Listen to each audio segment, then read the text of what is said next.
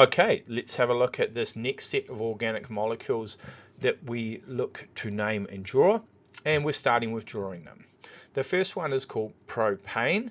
That means here, down here, because it's prop, it has 3 carbons in the main chain. Because it's ane, it's only got carbon-to-carbon double bonds with the associated hydrogens, so it's going to look like this. 3-methylpentane. Pentane has 5 carbons in the main chain.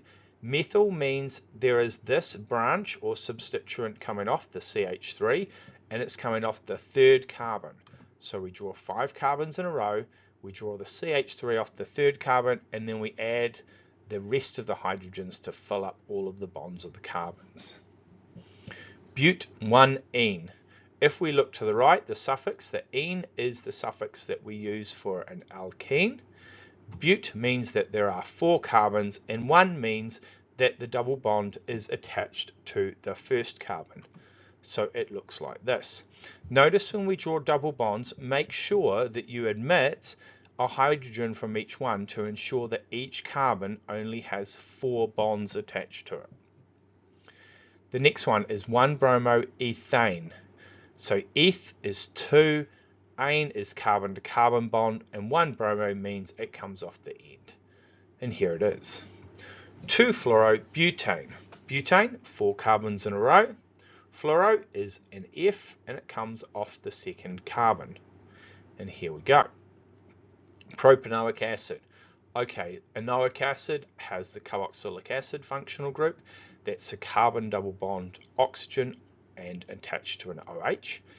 And there are 3 carbons because it's prop, so 3 carbons in a row with a carboxylic acid functional group on the end. Right, let's see if we can name these molecules, the next 6 molecules. Here we have 1, 2, 3, 4, 5, 6, 7 molecules in a row. There are only carbons and hydrogens with carbon-to-carbon single bonds. It is 7, so it is hept. And ane is our suffix, so this is heptane. The next one has 1, 2, 3, 4, 5 carbons in a row. There is a substituent, a branch, a methyl group coming off the 3rd carbon. So we are going to call this pent, ane, but it's got a methyl group off the 3rd one, so it's 3-methylpentane.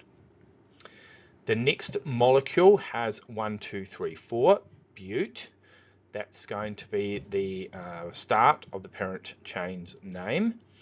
It is not an ane anymore because it has an OH functional group. So the end of the name is going to be called enol. But we also have to state, even though this is going to be called butanol, we have to distinguish between a butanol that has an OH off the 1st carbon or one that might have it off the 2nd. So this is called butan-1-ol. The next molecule has 1, 2, 3, 4, 5, 6 carbons in the longest chain. It is hexane. It has a chlorine group, which is has the prefix chloro coming off the 2nd carbon. So it's 2-chlorohexane. This one here, we have 1, 2, 3 carbons in the longest chain. We have an NH2 group, which is an amine. So it's going to have anamine at the end. It's coming off the 1st carbon, so we write this propan-1-amine. The last one here has a carboxylic acid off the end, but there are 1, 2, 3, 4, 5. Ensure you count the carbon that is part of the carboxylic acid group. So this is going to be called 5-pentanoic acid. And that is how we name easier molecules. Hey, thanks for watching this video. Hopefully this has made you more confident with your chemistry. Don't forget to like, subscribe, or leave a comment about anything that you want to with this video or any questions you have. I'll see you later.